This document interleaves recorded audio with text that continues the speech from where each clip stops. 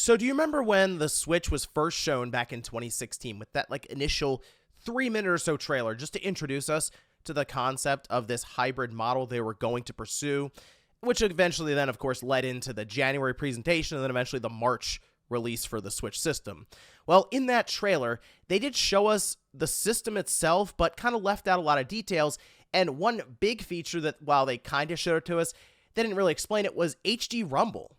And that ended up being a big thing for the system, especially early on, as it worked well for the marketing of just HD Rumble. But also, it was kind of cool to have that tied into a system that developers expected to be there, so they did take advantage of it quite a bit. And I know it's kind of just something that we expect now, and it's not necessarily a talking point, but it is still present, and I think it's actually still a pretty big game changer compared to what we had with the older Rumble style. Well, it seems like maybe this is happening again, actually, and this is coming from a rumor around the Switch too, but one that I've wondered if this could be something Nintendo not only implements, but also works to market in a certain way. And if they do, this could actually be something that could be even more game-changing, we'll say, than some of the stuff they did with that initial Switch, and would definitely make it feel like a generational leap to some degree. And that does have to do with the screen. I wanted to go over that here today. So guys, enjoy this video. Hit that like button. Subscribe if you're new. Now, this is coming from technically Famaboards, but Gaming Leaks and Rumors, they were tracking this as they kind of went back in some of the old post history there, which if you look at there are like threads that they have where they'll track like Switch 2 and rumors, tech stuff. Those threads quickly pile up with different posts where it is kind of hard to keep track and even go back more than a month because you're just hitting page back over and over again or jumping 10, 20 pages. Sometimes just go back a single day. So they actually did help out quite a bit here. So I'll link to this. This is Icy Concentration who posted this there.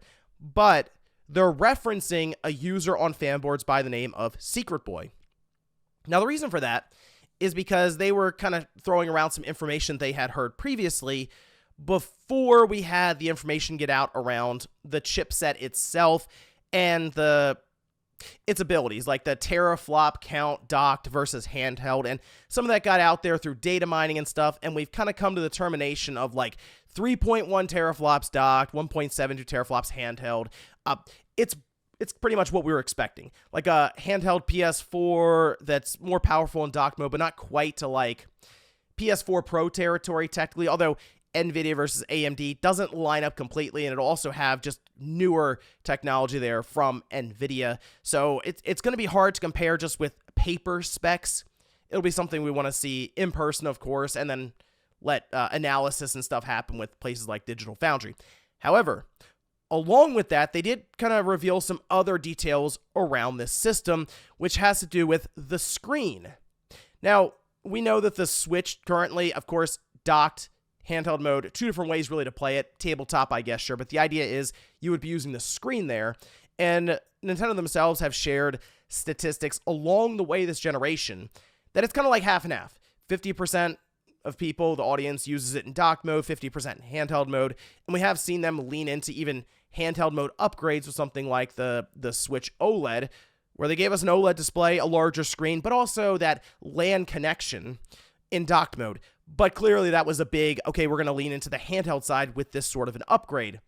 So when I hear about the potential for a 120 hertz VRR, variable refresh rate supported display, that kind of gets the wheels turning here, because this could be another moment for Nintendo, similar to that HD Rumble, where they give developers something to not only expect, but even create around. But the big thing here is after they had put that information around or out there around the teraflop count, we'll say, or just the overall raw, like, brute force strength of the system, and it seemed to be correct, they came back and reiterated, doubled down on the idea that the screen is 120 hertz with HDR and VRR support, and then also said that it is an LCD, not OLED, because of just the overall cost of having an OLED display at launch with this system wasn't really in the cards. And also, keep in mind, if they hold off on the OLED now, we all know what's going to happen. They'll do some sort of system refresh 3 years from now. Doesn't necessarily touch the chip or anything there, but would maybe implement an OLED display and then potentially bump the price up. We'll see when we get there. First, we need to obviously see the Switch 2 and get to its launch day. But a lot of stuff kind of thrown around there. 120 hertz display, HDR, VRR. That seems like a lot for Nintendo. I know people still look at Nintendo as being behind the times. And look, the Switch still being their lead platform right now, 2025, and we see its limitations. We've seen its limitations for a while now, but definitely over the last couple of years. It's not exactly building the case that they are like forward thinking in terms of tech and stuff, but you also have to go back to 2017 when they introduced the Switch. They were very forward thinking just based on how the market has turned out, the big push for PC handhelds, the clear, number of sales for the Switch. Clearly, they knew what they were doing and they were going in the right direction, but they had to get there in terms of technology, and that I think was the big holdup for something like the Wii U. It just, the market, the technology, it just wasn't there yet. But they did get there with the Switch.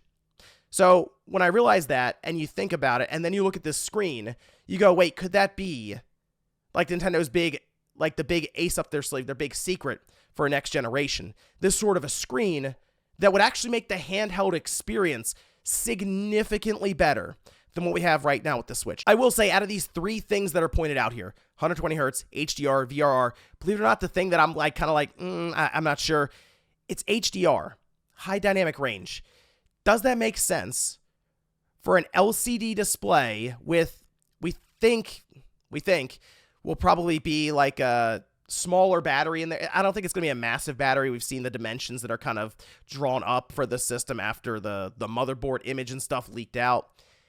I don't know if HDR makes a lot of sense for it. Now, they can still do it, I'm sure, and we'll have a certain battery life or the clocks will be lower or something. The thing with HDR and it's not just me, other people are bringing this up, is you need to have a certain peak brightness for it to even make sense to include. So the comparable, I would say, for this screen, it's not going to be 1-to-1 because it's a 7-inch display versus what we think to be at least an 8-inch display in the Switch 2, is the Asus ROG Ally. That's a 120 hertz display with FreeSync or AMD like VRR there, variable refresh rate. And it's a peak brightness of 500 nits. They don't have HDR because typically you'd want like 1,000 nit peak brightness for it to make sense to have HDR. Otherwise, it's just not really going to come through well. So when you have peak brightness around that, you have to then crank the brightness up for it to work, which means, yes, you're going to just get less battery life overall. But with that kind of to the side, could they pull off 120 hertz VRR LCD IPS panel, something like that? Yeah, I think they could, and I think it would make a lot of sense. So the way it works with the Switch, you have different profiles, of course, handheld versus docked. So in that instance, developers creating for the Switch know what to expect with the screen and what they can kind of get away with when they want a lower resolution or frame rate in handheld mode. In this case, though, if you have VRR support along with 120 hertz, they could target things like a 40 FPS mode that divides evenly into 120 hertz. And even tap things like VRR if they have a certain range of frame rate in mind that would coincide and give you just an overall smoother experience. That, to me, is incredibly interesting and I think would be potentially game-changing in general for these handhelds. So the thing right now when it comes to a PS5 or an Xbox Series, games can't necessarily expect you to have a VRR display because you can hook that system up to really anything with an HDMI port that can support that resolution. You could plug it into a TV from 13 years ago or something, right? And as long as it can accept the signal and it displays it, maybe it's not the nice new OLED VRR, 70 some odd inch 4K display. It's like 1080p and it's like the most basic display. So they have to kind of accommodate all of that. They can have options, of course, for VRR if it's there and they want to support it, that's fine. But when it comes to this with the handheld scene, every developer would know then, okay, this is the display everyone who has a Switch 2 in handheld mode will be using. We can legitimately design our game or our port to utilize VRR in this certain range or the 120 hertz display if they want to go up to, say, even 120 frames per second or something, say, for a fighting game, and we can play around with the resolution there. It just makes that handheld experience very, very intriguing, and I think this is possible from Nintendo when it comes to the cost side, but I also read this and go, ooh, okay, it might actually be more than $400 then. I'm thinking if this is the case, $450 to $500 might be the price point for this. And you know what? If we get something like this, okay, I would rather have this sort of a screen and this kind of experience that they could pursue for the generation for $50 more, we'll say, than I was expecting initially. Oh, and I know the LCD versus OLED comparisons are going to come up. I mean, yeah, the OLED would be better, sure, but the price point would also be higher, and eventually they have scope. For games, they have scope. Like, they have to rein it in and figure out where they have to make cuts to fit inside a certain box for cost and even parts at times that are available, say, for a launch like this. An LCD would probably make more sense, yes, to cut down on that price, and maybe just for availability in general for what seems like is going to be a massive launch for them, and them just trying to procure parts, get everything assembled and shipped out. That would probably make the most sense for them right now. Again, down the road, you could see an OLED, but in this case, a nice IPS display, as you may have seen with something like the PlayStation Portal or hey, even the ROG Ally.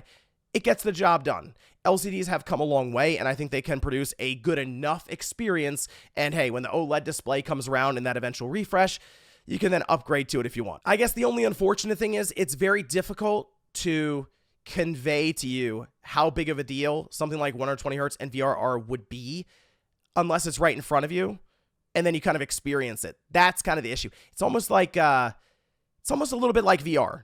It's like, I can tell you how awesome this experience is in VR, but until you put the headset on and try it for yourself, it's just not something that's transferable necessarily through just explaining it with words or even just showing it to you on screen. You have to have it in front of you. So that's the other thing. Nintendo could actually technically introduce a ton of people to something like VRR and 120 hertz and all of a sudden kind of change people's like world when it comes to gaming. And I am curious if they decide to market this in some way, providing, again, this rumor is correct. How would they market that? I mean, they're not going to call it like HD motion or something. Maybe they'll call it like True Motion or something like. That's kind of what I'm thinking. So let me know your best guess as to what they could do for the marketing. And again, I know this is rumor territory. This person does seem pretty confident, and I'll say it wouldn't shock me if this were the case, okay? And it makes me very excited, actually, for April 2nd to see what Nintendo is prepared to show us, because I think the Switch 2 still has a couple of tricks up its sleeve, and it's been a very, very interesting time for Nintendo. Yes, going to the new generation, but also what things they have on the technical side along with their games. But let me know what you guys think about this one down below in the comments. Thank you so much for watching, and I'll see you next time.